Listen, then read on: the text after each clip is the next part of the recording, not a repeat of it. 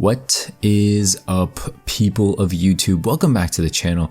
My name is Tim, and in today's video I wanted to talk about reverse boosting and skill-based matchmaking yet again, and specifically I want to get on K3's case. Before I get into the main topic here, I just want to say that this is a extremely sweaty game for me on satellite here. I don't even know what I'm using. I'm using the FAMAS before it got nerfed, and I get about a 1.5 KD, so it's not even that good of a gameplay, but I wanted to showcase it because this is just what everybody deals with, you know, just people lasering you across the map, people just jump shotting around the corner, drop shotting, just every match, every game you face like head glitchers, drop shotters, just people who are amazing at the game. There's no noobs. There's nobody out here who's just like running around clueless, just missing every shot. There's none of that now in your Call of Duty lobbies if you're a decent player, you know? And again, I want to stress that I barely have above a 1 KD. I'm not a good player. I should not be facing people who are this good all the time. You know, like here and there, yeah, sure. You know, that's just matchmaking. That it is what it is there.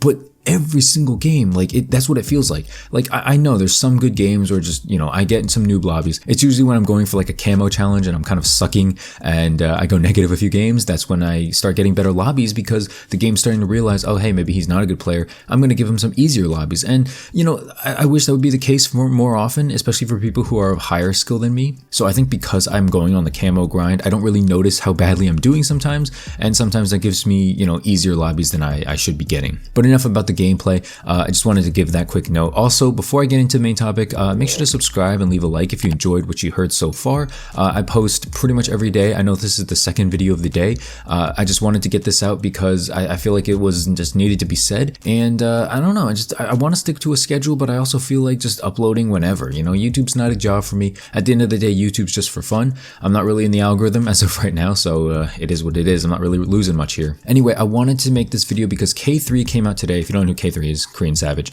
And also, if you don't know, I don't have beef with K3, but he did block me on Twitter, and you know, we've exchanged some words here and there on public tweets. They're all gone. I checked earlier, all the tweets have been deleted, so if you wanted to check, you can't. But I don't have any like real beef with K3. I think he handles some situations wrong, but I don't hate the dude. I'm not just like spreading his name around for hate or just bashing him every day. Like I don't really care, you know. Like I think he handles some things wrong, and you know, he definitely blocked me for pretty bad reason. He's kind of made a glass there, but you know, it is what it is. You know, maybe he just didn't want to deal with trolls or something, and he thought I was a troll. But K3 basically came out today and said that he reverse boosts. You know, this whole deal with like chain feeds and, you know, everyone, all the pub stompers, all the gameplay channels, they're just coming out in like full force, coming out of the reverse boosting closet and just admitting it. You know, they're just saying, hey, I reverse boost for gameplays. I don't like skill-based matchmaking. And no matter what side of chain feed's story you're on, he did his job in terms of getting people to talk about skill-based matchmaking. You know what I mean? Like all the big guys are,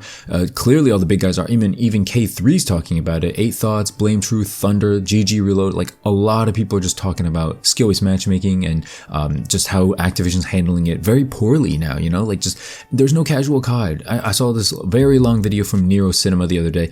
He basically just said casual Call of Duty's dead. Everyone's going for MLG, everyone's going for CDL, like no one's playing this game for fun, and if they are, you'll never see them because of how the matchmaking works. And that's obviously what's really sad here, and that's obviously why all these videos are being made. You know, these videos aren't being made just so we, you know, talk into an empty void. We're hoping for change. We're hoping for the game we love to be fun again. Like this is why we make videos.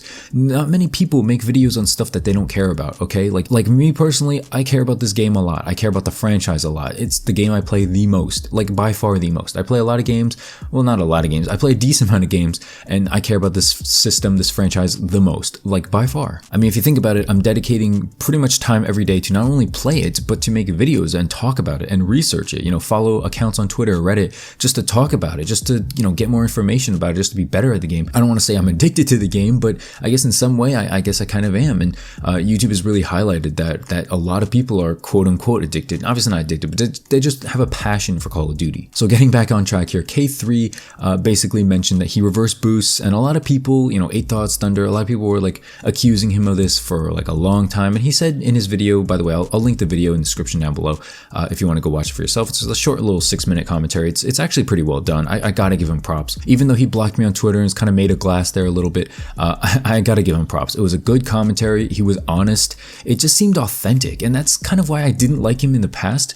He just never seemed authentic. Everything he did seemed to be for money, for views, for fame. And he never really talked to you like you were a normal person. And I think in this commentary, he really showed that he can be a normal person and that he treats you as not like someone who's just like a fan, but just someone as an equal or someone who has a brain. Now, if you're a K3 fanboy and you loved his videos up until then, I'm not saying you didn't have a brain. I'm just saying his videos were not meant for, someone like me. Let's just say it like that. I'm over the age of 21 and I don't think the same way as people who are under 18, let's say. So this is not a bash video on K3. I honestly, I commend him for it. I commend him for coming out of the reverse boosting closet. I commend him for using his platform to take a stand against something that's important in the COD community right now. I think with all these COD commentators and just people in general talking about this, talking about skill-based matchmaking, talking to Activision to do something about it, I think it's a good thing. You cannot think this is a bad thing. The COD community a few days ago was fractured, right? It was just straight up fractured between gameplay channels. They were defending each other.